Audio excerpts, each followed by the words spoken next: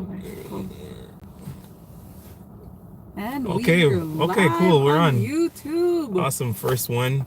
Hey everyone. Hello. Oh, we're Uh, about to get groceries. yeah, we're going to stop on here. My name is Roger. I'm Renee. And it's our pleasure to actually come on here, be able to come on here and do our first video. Hopefully, one of many Yes. videos. And we wanted to talk about, what was it again? What were we talking about?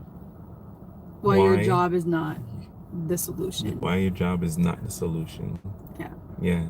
Why your job is not the solution. So we'll answer it by sharing our story, I guess. So, background, I was a full-time registered nurse in Toronto. Yeah, and I was working as a... Canada. Toronto, Canada. And I was working as a UX designer or online designer, traveling downtown Toronto as well. Yeah. So we're both working full-time.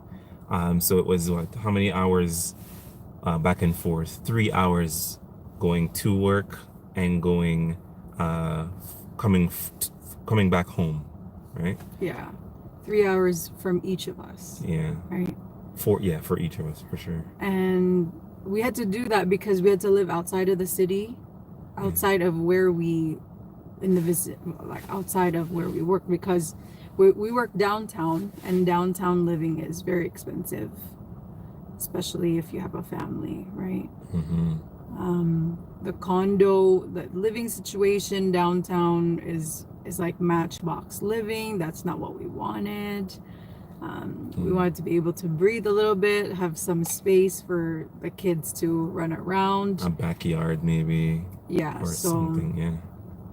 that's why we couldn't live in the city. And so that's why we had to commute. Yeah, so we had 2 children at the time too. We have 2 children. The dream team, I like to say, a girl and a boy. Yeah. So that's nice. We were also, even though we had really good jobs, right, working full time in probably a couple of the greatest industries, healthcare and tech, we were still living paycheck to paycheck. You know, imagine that. Yeah, the job, just over broke situation. Right. So as immigrants, we had student loans. Yeah. And that was a lot of student loans gathered. Of course, a lot of folks may resonate with that, but it was my loans were actually US loans too. So and we're living in Canada, so yeah. And what did you have? Yeah, I had Canadian loans from university, because again, immigrant raised by a single mom, you know, you can't really expect, I couldn't expect my mom to pay for the tuition, so I had to go the government route, right, to be able to get the degree, right, because when you get the degree, then you're safe. But that's farther from the truth. And they go, wow, nursing, right? Like you find all sorts of jobs for nursing. But I think the first 6 months I struggled, because I don't know, somehow they weren't hiring new grads. Wow. They wanted experience more than the bachelors, right? Yeah. So, and that's the same in every industry. It's interesting because you're originally from the Philippines. And I'm originally from Jamaica, right? And as immigrants, that's exactly what has to happen when we come to North America. You gotta go back to school or do some kind of school, and that's where we get the degree. And still, they want experience anyway, right? So yeah. It's challenging. It's challenging that way, but. And because you're in survival mode, right? Because you're here to make money, so you don't really ask yourself what you really want to do. It's like a default. what makes money right now, what is in demand right now. Okay, that's what I'm gonna do. I kind of like it, but it's not really something that, not necessarily something that you're passionate about, like really truly passionate about. At least that's how it was for me. I guess for you, that was your line, right? Yeah. Designing stuff was your line. Yeah. I like to work with my hands, and I liked art, and I liked history at the same time. All of those things put together is kind of what design fell into. Um, a little mathematics too, but For me, yeah. Filipinos, right? That's nursing. We're like the international people for that. We're nurses. So it was a default for me. Like, okay, yeah, because I'm nice, I can take care of people. But I didn't really know what my calling was at that time. I didn't know. They always say you have to, with your work, right? You have to do what you really, really love, so that it doesn't feel like working, and you can just go, and you can be passionate about it, and you can put your everything and not feel like you worked a day in your life.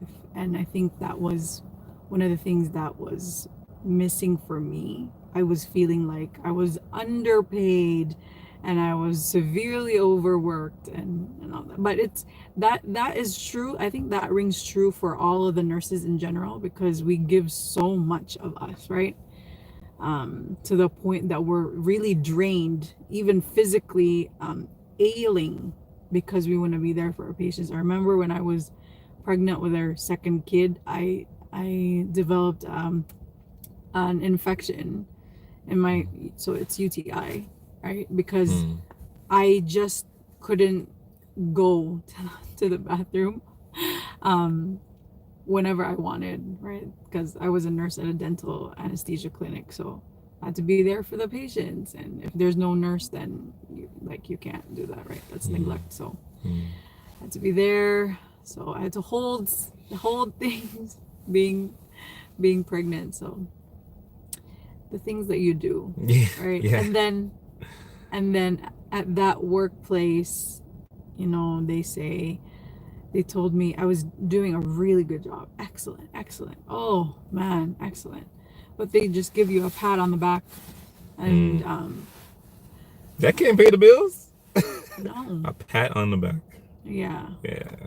or grateful for words, but yeah, that doesn't really help you pay off your student loans, or Exactly.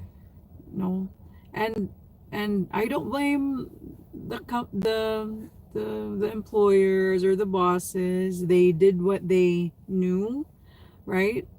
Probably within their capabilities. But that's when I started going, you could really give your life and not get the return that you want in your job. Right. And I was at work after designing, enjoying that, but in terms of the environment, the environment that I was working in, very toxic, 9 to 5. It's kind of a situation where some people are okay with what I'm doing, and some people are not okay. And even though I'm trying to, you're trying to help, and some of us are in a kind of situation where we're at work, but we got to keep our heads down. We're working, we're adding to the company, like on a daily basis. But at the end of the day, they can just say treat you any old way they choose to, and those around will definitely follow that, because whatever happens on the top comes down on the bottom. It trickles down, right? So that's kind of the toxic situation I was in as well. And it was that I was there for 3-4 years doing that, because gotta be able to support the family, gotta be able to, even though I liked what I did, but the environment, the people, was not what I preferred at all. Was not good. And I don't, probably many of us can resonate with that. Maybe you don't like what you do, maybe you do, but the environment is just very toxic, and it was a weight on my shoulders, a huge weight that I didn't even know was there until I decided to say, okay, I've had enough, and then I'm going to leave at some point. Then the weight kind of was lifted off, you know. So Sabri Subi, he's the CEO of King Kong. I don't know if you guys know him, but he literally said, companies with very poor work environments, they offer to pay you a lot because that's the compensation for a crappy work environment where literally you will be drained every single day. You will not be treated like a human being, right? So he said usually that's from insurance companies, from banks. They offer you, so you were earning six figures. He was earning six figures. Yeah. But for like at what cost, right? Like what did he have to give to do that? He was dreading it every day. Yeah. Six figures to be a resource, not a person. A resource. A tool. A tool. Yeah. So all that combined, and then we were $74,000 in debt, right? With student loans, car loans, credit cards, and all that stuff. Yeah. We're like, this is not working. After we had our second kid, it kind of triggered us to look at our life and really reprioritize, because I guess if it's just the two adults, right? It's just the two of you. Mm-hmm. You kind of just go with the flow, and somehow you just tell yourself, okay, we're just gonna manage, it's okay, right? But once you add kids to the picture, it's a whole different ball game. Like, you can't just check out after you come home from a draining work environment. It's not like you can just put your feet up and check out, right? Then it's your time with them, right? Whatever scraps of time you have, by the way. So like, I don't know, 30 minutes of reading a story, and then you get impatient because they're not following your instructions or whatever it is. Like, it wasn't, to me, that was not quality time, you know. Getting scraps of each other's time and then having to do the whole thing again the next day. Yeah. No. Yeah. That's not life. Rinse and repeat. That was not living. It was just kind of surviving-ish, barely getting by. And we said, we need to actually, is there a way for us to be able to design our lives that in a way that we can actually live out the desires that we have, right? So my goal at that time, now this was 4 years ago when we started thinking, my gosh, this is not working. It's not working. So yeah, that was 4 years ago. I said, I actually want to take care of the babies instead of putting them through daycare and then I go to work and then my paycheck just goes to daycare anyway. It did not make sense. Like all of it. Yeah. I'm like, why don't I just earn from home somehow? I didn't know how to do that. And be there for my kids and work during the pockets of my day. But the goal was for me to prioritize myself. So because I felt like I was giving from an empty vase, you know, and you can't do that, right? If you want to pour into people, you have to fill yourself up first. And with nursing, it was just like, go, whatever the employers wanted, I'll be there kind of situation. So I said I wanted to be able to take care of myself so I can take care of him, I could take care of the kids, could be present and earn still. I wanted to earn from my laptop. I see people all the time saying, you know, they generate a living from their laptop and they go to a coffee shop and they sit there, they do a couple hours of work and they're done for the day. So I'm like, how do you actually do that? Right? Yeah. I wanted that.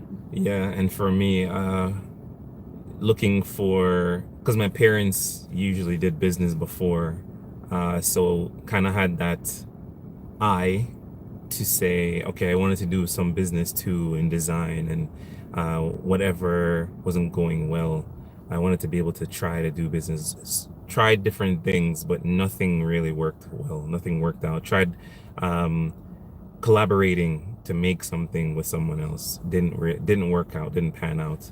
So I was actively looking to secure, take care of my wife, take care of my children, take care of their future, and secure our family financially, because it says in Proverbs, a wise man with good counsel secures an inheritance for his children's children, right? And it's not only his children, but his children's children, so generations and generations. So I wanted to be able to do that and follow suit there, right? And lo and behold, after Renee was, searched and was searching and wondering how people worked in the way that she described, she found something online. She found a solution online, right? Well, yeah. Back up a little bit though. For you, even though you were paid well, right? It didn't work out because you had to pay for it through your emotions and your mental peace and all that stuff. And then the collaborations, that was good. Collaborations are good, but with starting something from scratch, that takes a while to get up off the ground, and then you have to partner with people who aren't necessarily on the same wavelength as you, and then you were just going out and trying to work after the 9 to 5, then you work during the weekends to try to build something, so you were gone still. And mentally, like, not being there to be able to be with the family. And we actually wanted, like, is there a way for us to not spend so much time away from each other and still get the financial benefits that we're longing for? Is there a way to actually do it? That was like the line, right? Exactly. Because we were thinking long term. It wasn't just short term, like we wanted to pay off the debt, but long term, how do we actually want to live our lives? And maybe a lot of you guys here, if you're hearing this, you're probably just looking at short term, like, okay, I can pay the bills, right? But you have different goals. I'm sure you have different goals in your heart, like maybe buying a house somewhere warm, right? So you can go and spend a couple months of winter over there on an island somewhere, or like building your house, right? Or building or buying, renovating. So people don't dare to dream and look that far ahead, because they know once they look that far ahead, they know that what they're doing right now is not going to cut it, right? And that takes courage, and that's what we did. It was hard for us to be like, man, this is actually not working. We had to swallow it, right? And it was scary, because it's like, now something's got to change, because you identified a problem already, right? Unless you're choosing to be just unwise and identifying the problem. After identifying the problem, then you're just closing your eyes and you go back to what you're doing, right? That wasn't us. We really wanted, like, seriously needed to change the course of our lives. Or whatever was being tried wasn't working. And the challenging part for me is, what is that thing that would work?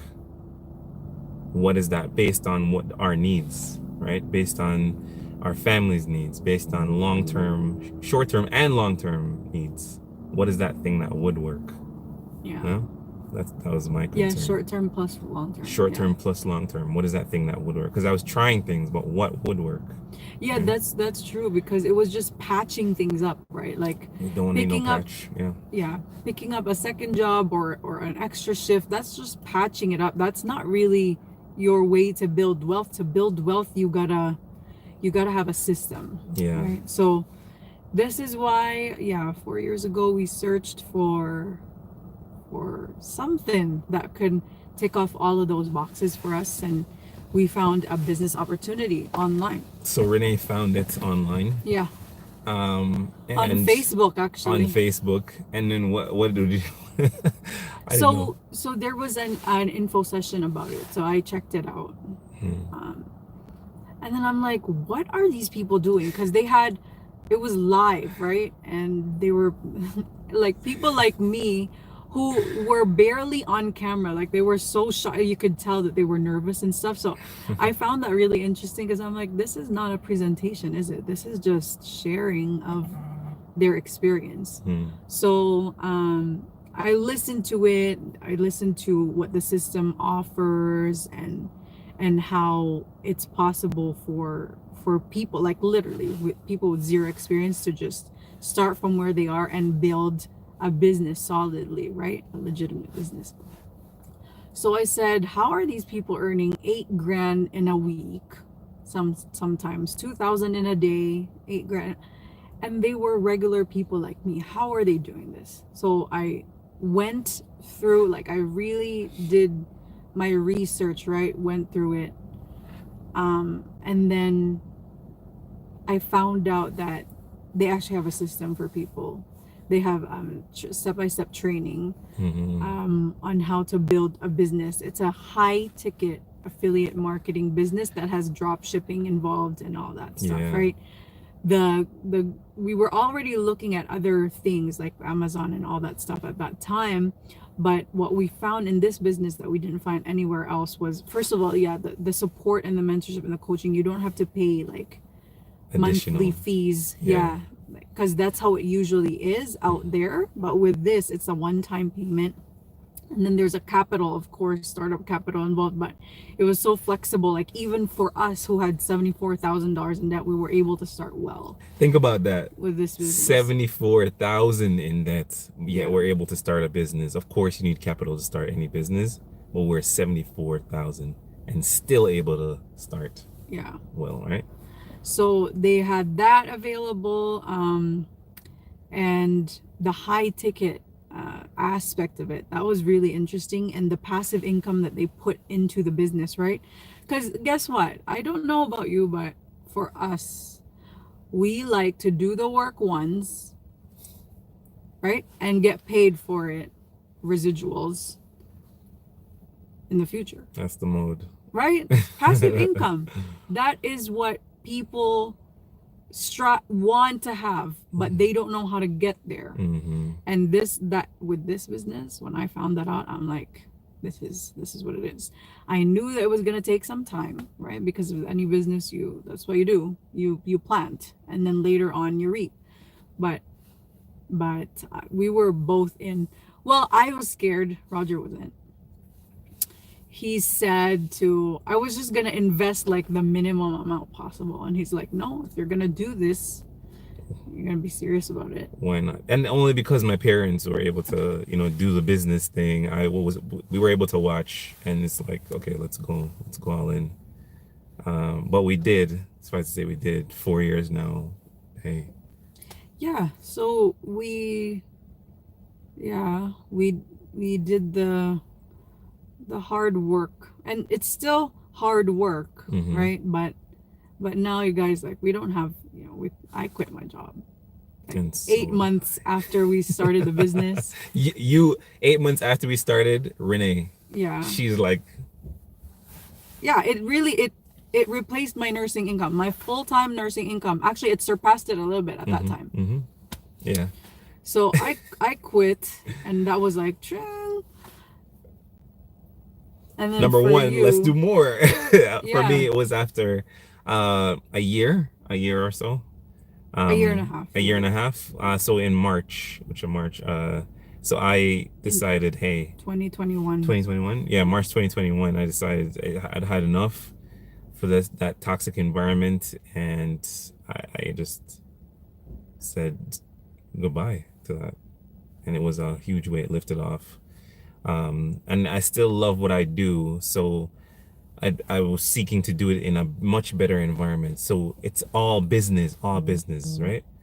And this online business was able to facilitate the things that were important to us, the things that we wanted to do, right? We're able to do our business online fully and prioritize And things. then tell them what happened though, because So after no, yeah. So after so after working consulting, we had to actually go to Jamaica, right? Because my mom, she was up in age in her 70s, and we were able to not we didn't need to do extra shifts. We had already not, been out of the 9 to 5, so we didn't need to go find another job to get other more in Jamaica. funds. No, before we left Canada and went to Jamaica, we didn't have to do it. We just pick up our business, went to Jamaica. As long as we had our phones or our laptop and an internet connection, we could do our business from anywhere in the world, right? And that's exactly what we did. We actually spent a little over a year actually, in Jamaica. I was able to be close to my mom. The children were we were all able to be close to her and support her health as much as possible. But, she, what was it? We got there in June, right? June, 2022. So 7 months later, my mom did pass, and that was very tough to deal with. Never dealt with anything like that before. But I was able to go through it. Had the time to deal with it and to get past it, because we're doing our business. Family came, my brother came, and it was possible to grieve and to set up funeral arrangements and go through the whole process. Challenging, but it was very possible. So very grateful for that. But even after that, we got through. The business is still running, and even 4 months after, February, March, April, May, June, 4 months afterwards, we were able to gather ourselves together and come back to Canada, move the business again, and we're still doing it. No matter where we go, our business follows, and we're able to do it and continue. That's not what I'm talking about though. I know. I'm sorry. I'm getting to that. So sorry, what were you talking about? That the fact that you didn't have a job for the last. Oh yeah. That's right. Sorry. So all throughout the period while we were in Jamaica, I got there with a job, a contract, and the contract had ended, and for a year now, no contract at all. A year and a half now. A year and a half. Yeah, a year and a half. A year, 6 months. Zero contract. There's no contract at all. And the business has been sustaining us throughout the whole time. Yeah. Right? In Jamaica, back to Canada, we're still doing it. Yeah. Right? So that's huge. And tell them why. Why is there no contract? Yeah, the reason why is industry changes, and in terms of design, the industry has changed, where employers are kind of wanting to, and because of what's happening around the world, inflation and all that, employers are firing a lot of people, a lot of designers, senior, intermediate, juniors, and then they're looking at lowering their bottom line, right, so that they can pay designers less, So they're either doing that, paying less, or outsourcing it to another country. And that's why I've been not able to get a contract. Didn't know that at the time, but in hindsight now, or after this long time has passed, these are the learnings that's of what's been happening in the industry. But the business has been here sustaining us fully. But that's what it's life happens, and when life happens, it doesn't really consider how you are emotionally or how your bank account looks, right? When it happens, it happens. And when you don't have something in place for yourself and your family, where do you find yourself? And this is why we say a job is not the answer. It's not the goal. Yeah. It's not the end. It's not your solution. It's not. You would be very unwise to have that in your mind, especially if you have a family to take care of, and you have a job and you put your feet up and you do Netflix or whatever every single night, and not building something from 5 to 9. Like, this is what we're learning. Is that time is your most valuable asset, your most valuable currency. So infinitely more valuable than any currency that we know of, we're aware of right now. Yeah. Time, the biggest. So don't waste it. If you're in a good position right now and you're comfortable, right, but you have a few extra hours each day, 1 to 2 hours to learn a lucrative skill such as advertising, which is what we do in the business, do it. Invest in yourself, because you don't know, like what scripture says, right? You have to invest in 7, yes, in 8 ventures. The goal is to diversify, because you don't know what's going to come up on the land. That's what it says. And honestly, y'all, if we didn't do this business 4 years ago, I don't know. I honestly do not know. And this is not to say, like, well, business. No, we're telling you, diversify. You can't just put all your things in one basket. Right. This is why we're only, the average person is just barely making it, because we're depending on a paycheck, right? I think that is the whole point of this video, is don't look at the paycheck and go, cool, I'm all set. No, you're not. Yeah. No, you're not. I've got it good. Yeah. That can go immediately like that. Can just go, that paycheck. And what about, like, for us now, we solely work for ourselves, right? So even if we're up at 1 o'clock in the morning trying to prepare something for our business partners, we're cool with that, because we know how it directly affects our family, our kids' future. We see the checks coming, right? And it's high ticket, so it's not like, $1 profit here and there. No, like, it's a motivation thing, and we love what we do, and that's why we work hard. And it's not like we don't see it as a, oh man, and somebody else is benefiting from this and all that. No, it's just us, right? Exactly. And we own our time. We pick up the kids, drop off, go. Like this morning, we went to our daughter's chapel because her class was performing. Yeah. And she was all smiles seeing us there. We didn't have to call a boss saying, sorry, can you give me like this day off or whatever? No. Yeah.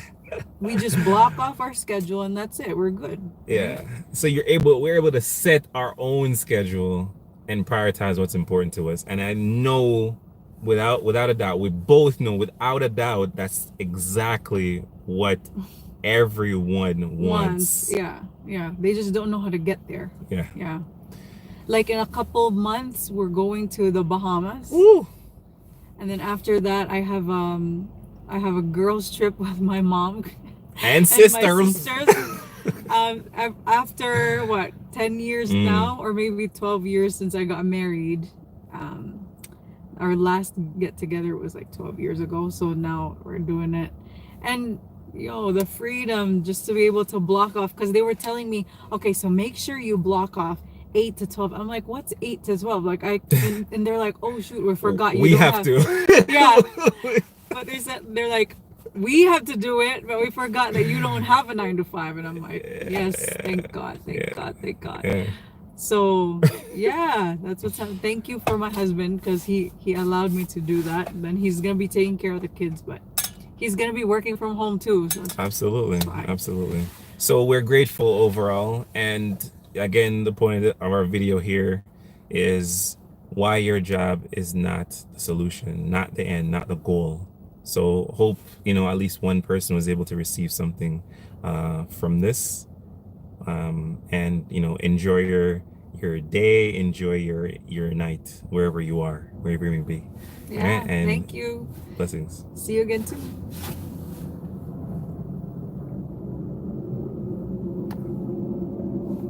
How do we? I didn't know that. This one. Okay.